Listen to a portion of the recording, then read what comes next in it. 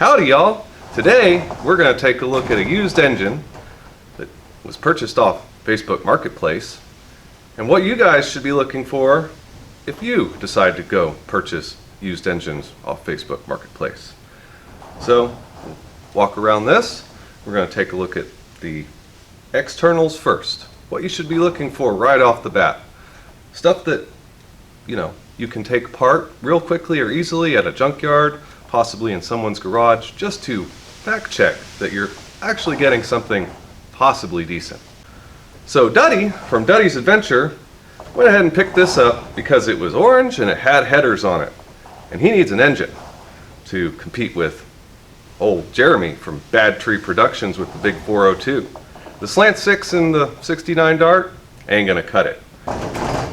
Let's see if he made a good purchase or not. Alright, first, let's just do a quick once-over on the outside of this motor. Let's just ensure that nothing terribly wrong is standing out. Obviously, we can see that this motor has been pretty much completely painted top to bottom. So, clearly, it didn't come orange from the factory. It has been out of whatever vehicle it was in. First off, let's just see, we've got some stuff that's definitely worn out, not very well attached. I don't think we'll be needing air conditioning where we're going. Water pump turns. Power steering pump is clearly been damaged from a fall, it looks like. It is bent and seized. And on the bottom here, we've got, looks to be a aftermarket harmonic balancer. And we've got some fancy cast aluminum Mopar valve covers. We've got some fancy Edelbrock branded shorty headers even. We've got a mostly gutted distributor, it looks like. An idle air controller that is clearly not attached to our throttle body, but look there guys, we've got a, looks like a fancy throttle body spacer. That's all the horsepower right there. Also found some damage right there. Obviously somebody wasn't too kind whenever they took this sucker out of the vehicle it was in. Okay, moving on to the bottom side of the block. Always want to look for any signs of bulging in the block, cracks. Got some, that looks like that was just a scratch from being removed or something. Oil filter still intact. That's good. A little beat up on the bottom there. Also kind of reinforces this thing was very forcibly removed, it looks like. Freeze plugs. That's always a good thing to check if you're looking at a used engine. I usually try to bring a magnet with me and you can see if we have brass or steel. And we definitely, it is not wanting to stick to those, so more than likely those have been changed. Alright, also most importantly, does it have oil in it? What do we got here?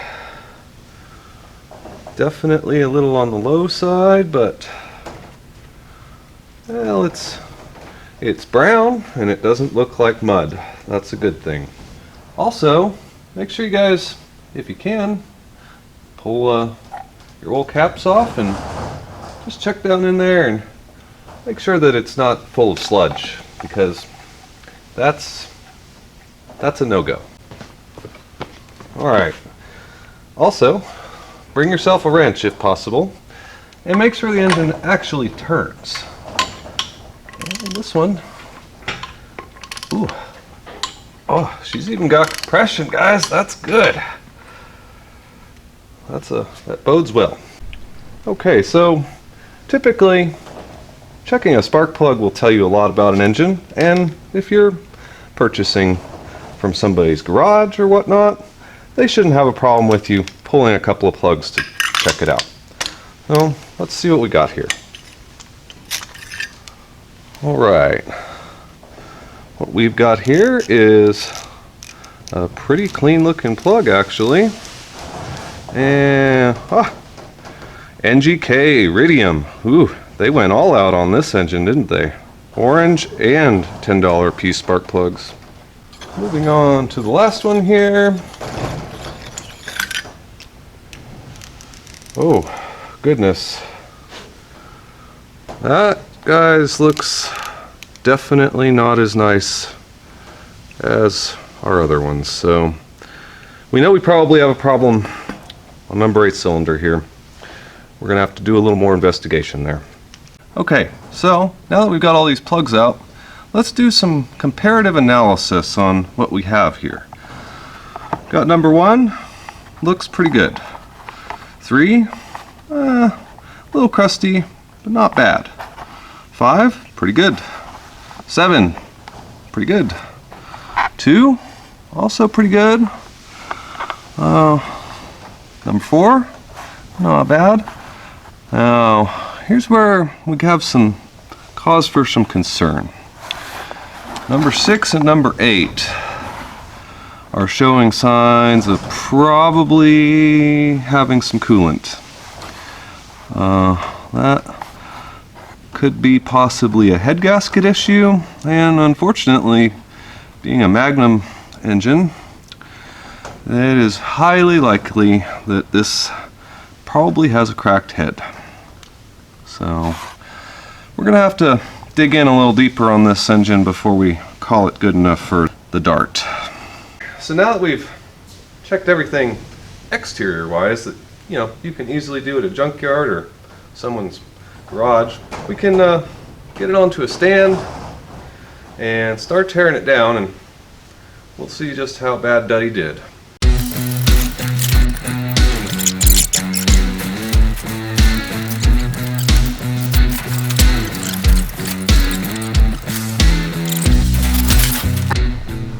Okay, now that you've made it back to your shop with your new score, we're gonna get it on the stand and we're gonna pop the oil filter off first, because we can cut that open and see some secrets, probably.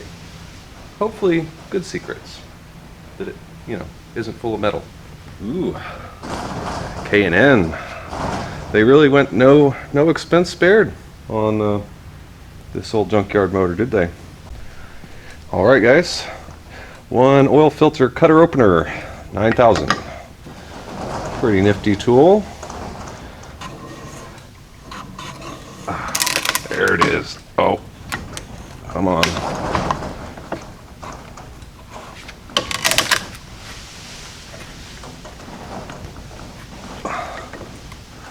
There we go.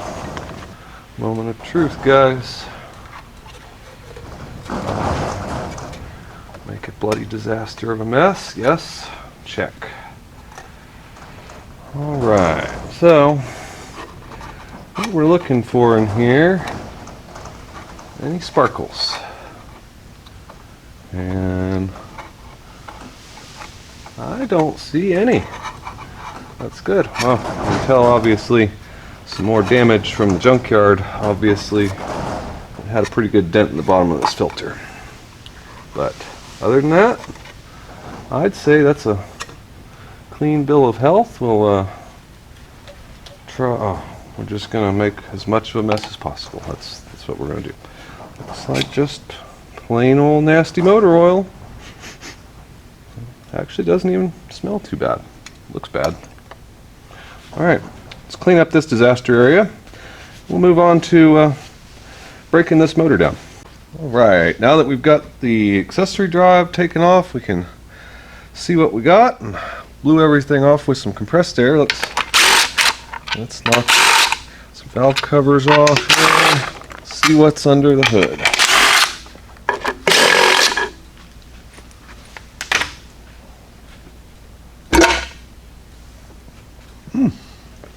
That looks promising. Aside from a little dirt from the hole it was open. All right, side number 2.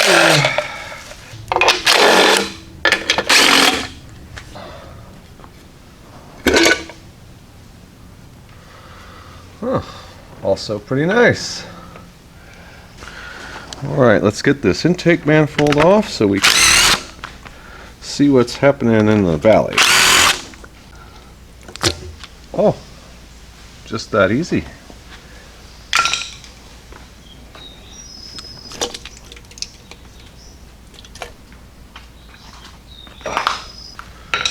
Wow, that is quite clean.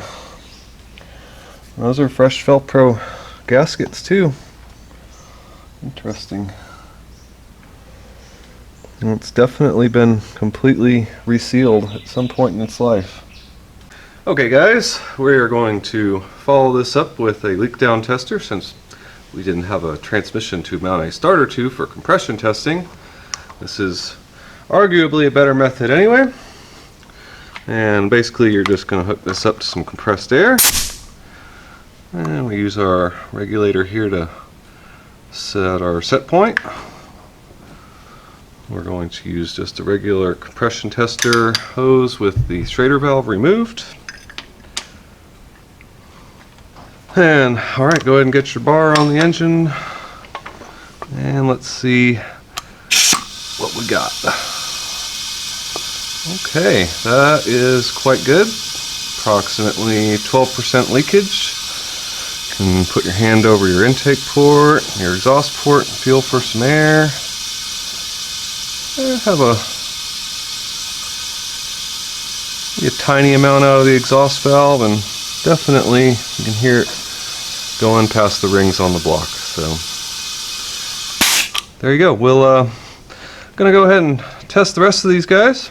We will report back if any of them don't meet the grade. Alright y'all, we have determined that we have 3 bad pulls on the passenger side of the engine.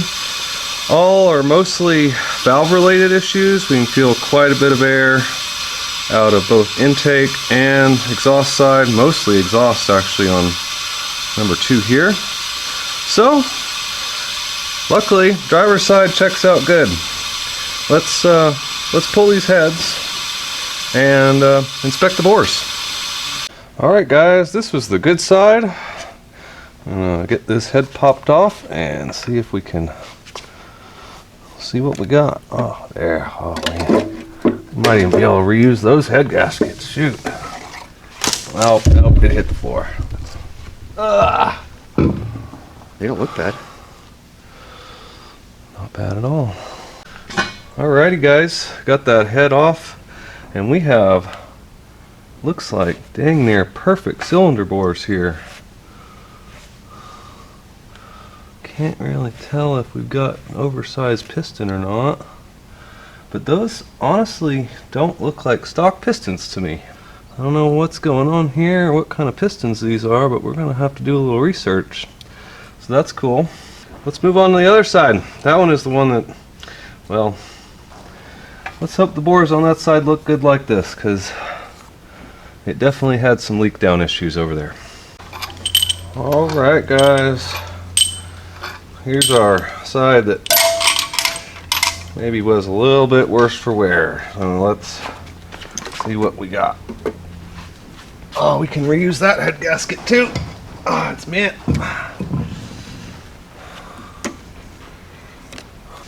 We have a tiny bit of discoloration there on cylinder 4.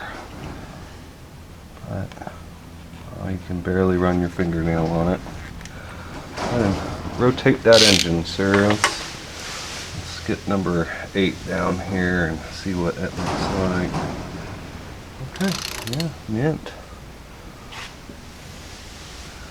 All looks well. Keep going and we'll get a little shot of this cylinder that definitely had a minor amount of discoloration there. So we'll get the camera in there a little closer guys and see what y'all think.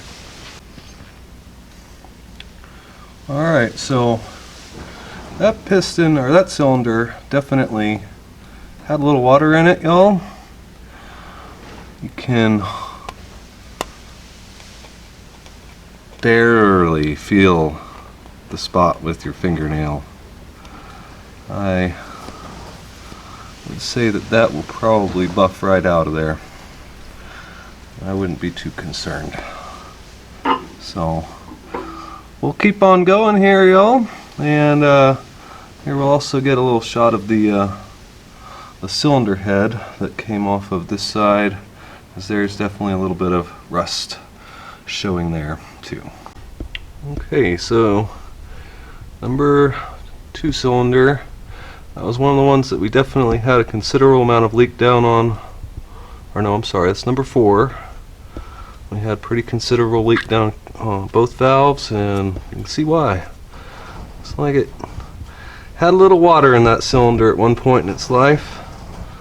Okay guys, we have a turn of events here on what was assumed to be a stock 360 Magnum. This engine is quite clearly not stock. You can tell because of the way that it is. We have some H-beam rods. They are got a eagle branding on the side of them.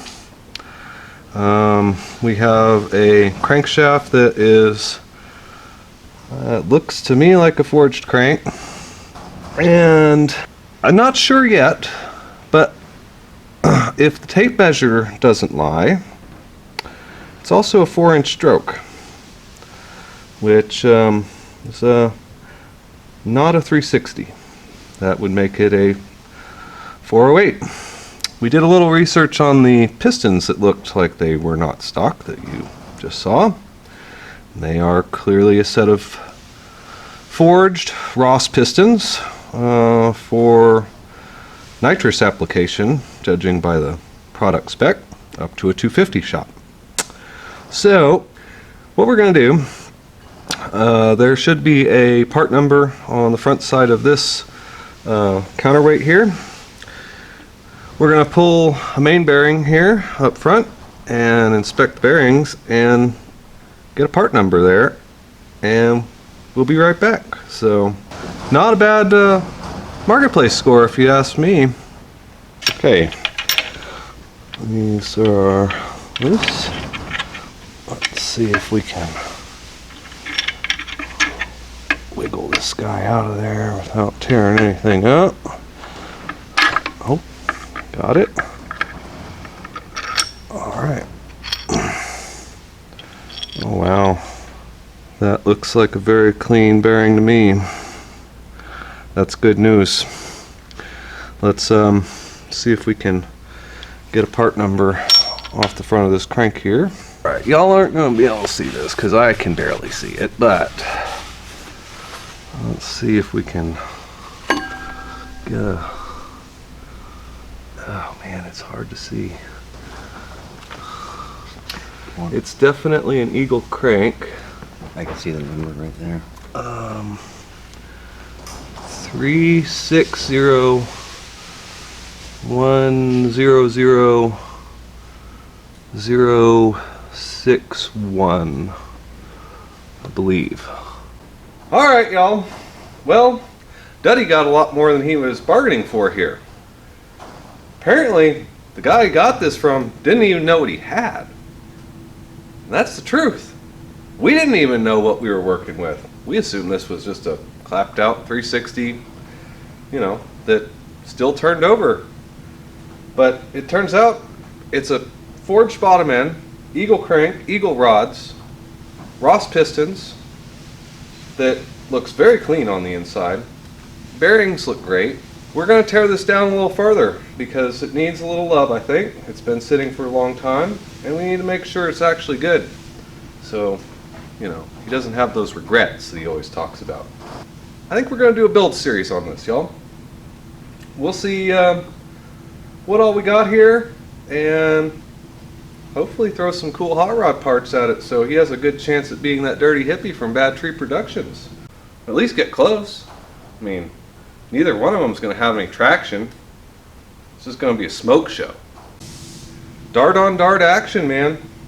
408 versus 408. What can go wrong? Thanks for watching, y'all. If you're not already, make sure you subscribe, like, and share. Thanks for watching.